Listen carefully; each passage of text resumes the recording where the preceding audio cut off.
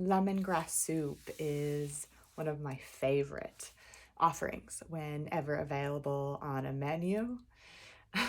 Dining out, I will surely order a serving. On this Thanksgiving holiday, a beautiful soul provided me with fresh lemongrass, and I decided I would make lemongrass soup, Thai, shrimp, mild style, for the very first time in the comforts of my own kitchen.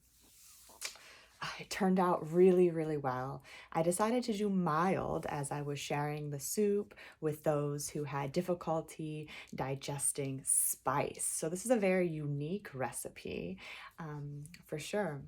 If you are interested in making lemongrass Thai shrimp soup in the comforts of your own space, and you also desire a mild version of this recipe, make your way on over to the blog for a warm, mouth-watering experience. Thank you so much for watching. Au revoir and namaste.